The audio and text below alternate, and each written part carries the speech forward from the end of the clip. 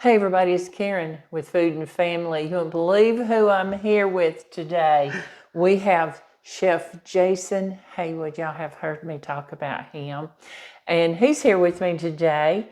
And I'm going to let him tell you a little bit about himself. Tell me how you got started in cooking. Well, I cooked my first meal with my mom when I was 7 years old, and that's where I fell in love with cooking. Wow. And then I went to Tyler's Restaurant in Opelika, Alabama, and I started on the cash register. But I wanted to get back in the kitchen so bad. The lady that was the manager over the cashiers helped me get in the kitchens, and I started cooking the buffet and biscuits, and it just took off from there. And I've been working for Lee County Board of Education for 20 years full-time, but I started in 93. So you went to culinary school. Yes, ma'am. I went to culinary school from Stafford Career Institute. Yeah, so he's a real chef. I'm just a home cook. I tell everybody I got a little piece of paper that tells me I am anyway. Well, that's wonderful. That's wonderful. And he has a cookbook. Yes. Yeah, I want you to check it out. We're going to give you the link. Tell us where they can get your book If you go on my Facebook page, Chef Jason Haywood, it will be the very first post that's on that link on my page. So you have it pinned. Yes, since the first thing. It's pinned, and you can click on that, and it'll take you straight to the page where you order it. Okay, so now I'll try to get you a link and put it in the description box below this video. So these biscuits they make me hungry every time I see him make biscuits. So y'all think about his cookbook. I'm excited for him. So, okay, now I'm going to turn it over to him now, and you can tell us what we're going to make. Okay. And how to make it, because this is something I have never made before. I've never had it before. We're going to make crawfish etouffee, and etouffee in French means smothered. So it's pretty much just smothered crawfish over rice, and it is delicious. Sounds good to me. So I'm going to swap places, and I'm going to let you have it. Yes, ma'am. So we've got our rice already cooking. Okay. So we don't have to wait on that. I'm getting hungry just smelling these vegetables he's got chopped up here. The first thing you do in just about any Cajun cooking, my mom always taught me, first thing you do is make a roux. And a roux is just browning your oil and your flour to a certain color. And on this one, we're going to use 4 tablespoons of oil and 4 tablespoons of flour. And we're going to make what's called a copper-colored roux. It's not it's between a blonde roux and a brown roux. So I could compare it to like a copper penny, and you copper penny. Right. Okay. Yes, ma'am. Okay. Yeah, I think that's how Chris makes his gumbo. Mm-hmm. And we'll just let our oil heat up, and once it gets hot, we'll put the flour in. Yeah, it doesn't take long in that skillet. Yeah. It gets hot pretty quick. It's getting hot now, so. So equal parts. Flour and oil. Just like you're going to make a gravy. Right. So. And it's like they say, when you start making a roux, cut the phone off, don't answer the door, because if it burns, you know, we're in trouble. We have to start all over. You can't save it. No. There's no salvaging. So how long does it normally take for you to get to that color? It depends. You know, I tell people who don't cook a roux very often to start it out on like a medium. But, you know, I can get it done. I've done it so much I can get it done a little quicker because I can cook it on a little higher temperature. Yeah. But if you're not used to it, it's best to start it on a low, and it may take, some people I've heard it takes about 30 minutes to get a good roux going. It's just something you're used to doing, though. Yes, ma'am. So. But this right here will take me just a few minutes. Okay. So we're going to let him get this roux done, and then we're going to come back and he will get the dish going. Yep. All right. Okay, he's got his roux made, and I hope you can see. Can we tilt that pan a little bit and let him see the color? Can you see that? That is a beautiful color for the roux. Yes, ma'am. So, okay. Now, next we're going to just add our Trinity. And my boss, Crystal Patterson, didn't know what this was, but now she's going to see it. It's celery. We have 2 stalks of celery chopped, 1 medium bell pepper, And we're going to chop a medium onion and get that put in. Okay. So you just want this to cook for a few minutes, and this stops your roux from darkening. It'll stop Okay, it. so it slows that process down. It'll slow it down, and you just want this to cook long enough for your vegetables to get a little tender. Okay. So while that's cooking a little bit, I can go ahead and we can chop up our onion. Okay. This has reminded me somewhat of a gumbo. Yes, ma'am. The way you're starting. Yes, ma'am.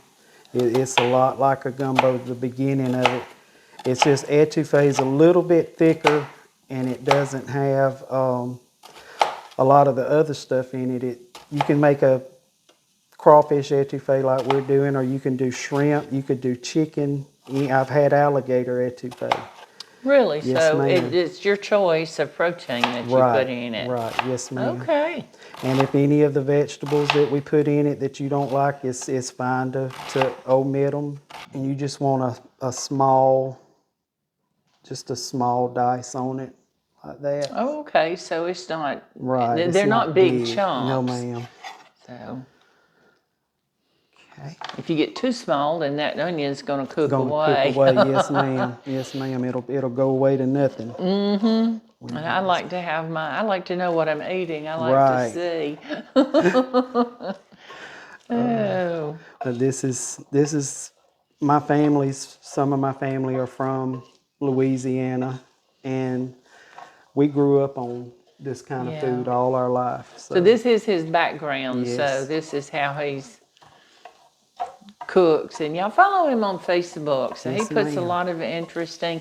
And you have another page that you post, Yes, ma'am. Alabama Cooking. Alabama Cooking, yes, So ma'am. y'all check that one out too, because he posts a lot of recipes, and you can join it, and Yes. you can put some recipes on there too.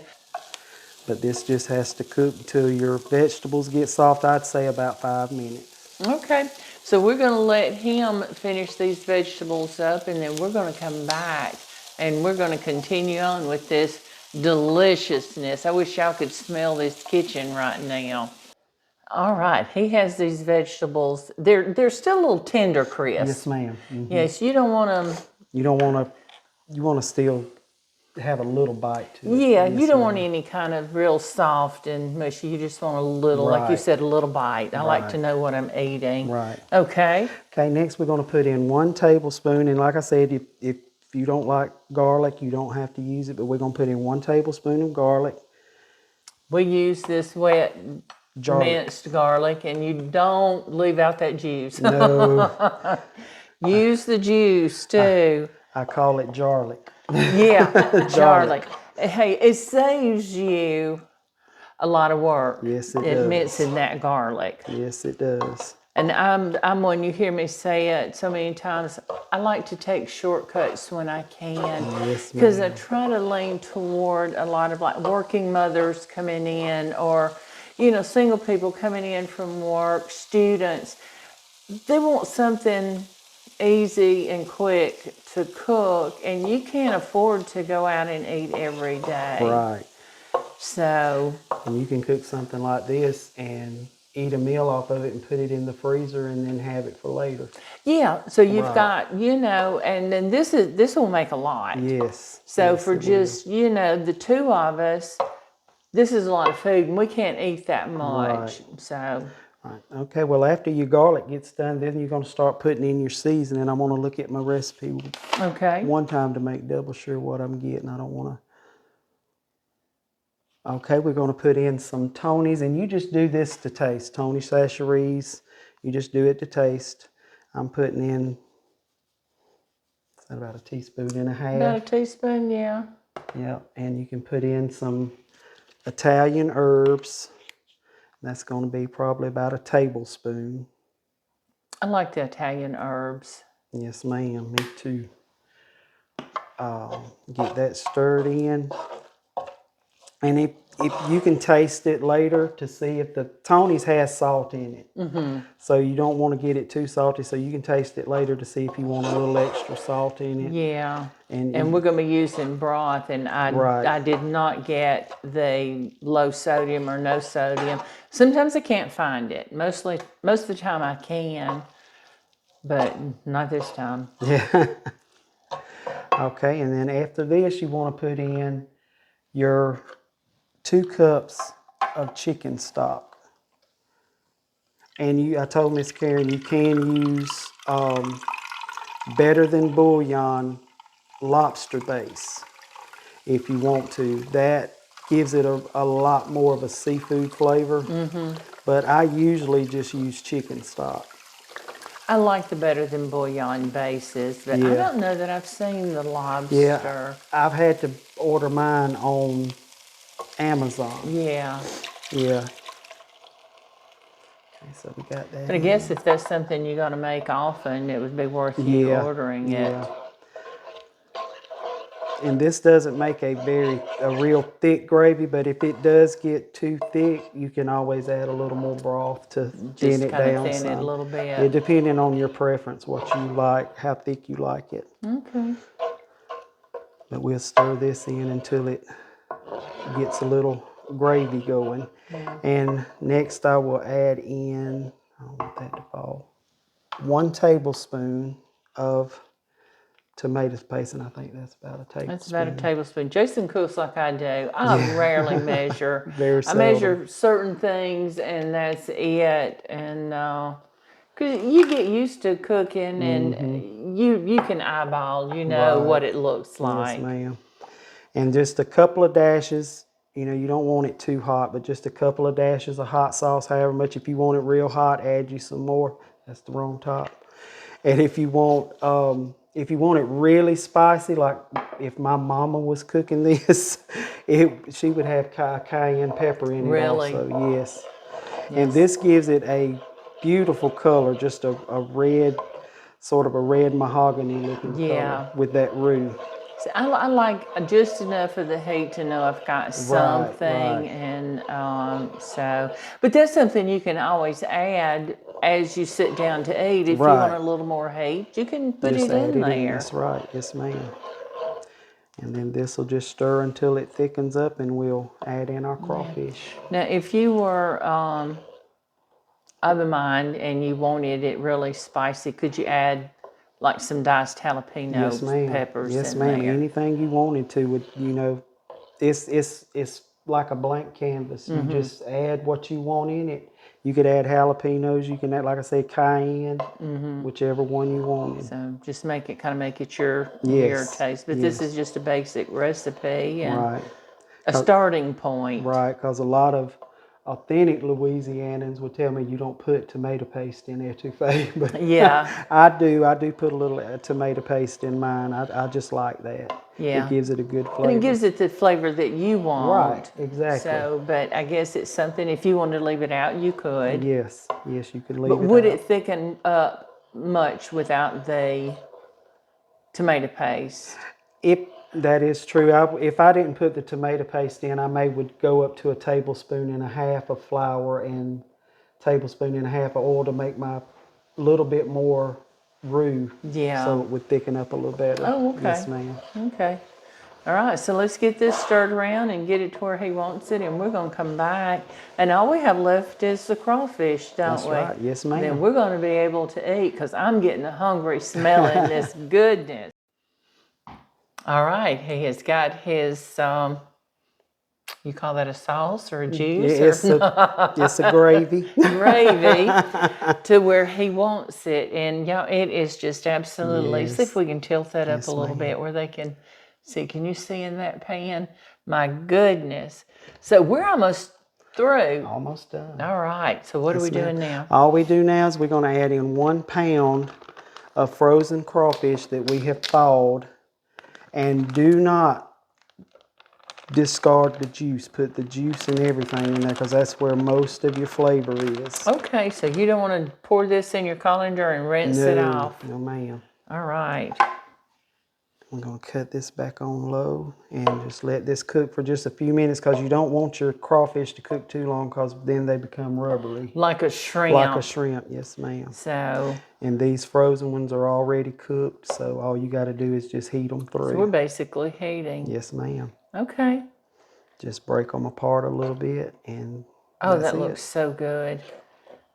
I can't wait to try this. So y'all, let us get the crawfish heated up and get it all mixed together, and we're going to come back and we're going to make a plate. Yes ma'am. We'll be ready to eat.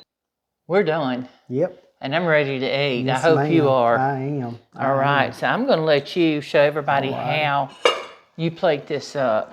The way we do it, we just get us a good scoop of rice in our plate. You want one or two? Oh, that's good. Right there. 1.5. All right. And then just ladle your etouffee right over the top of your rice. Ooh. Just like this.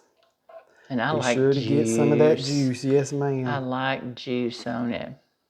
And then we're going to garnish with a little green onion. Like that. And looky there. Now, doesn't that make you hungry?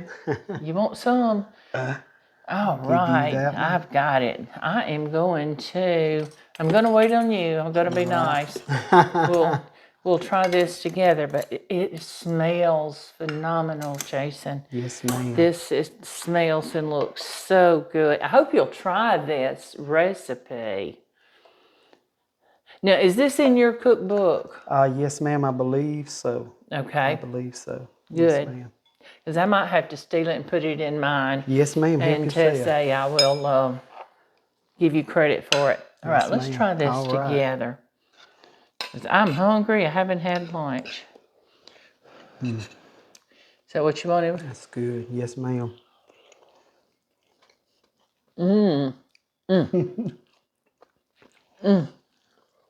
Oh my goodness, Jason.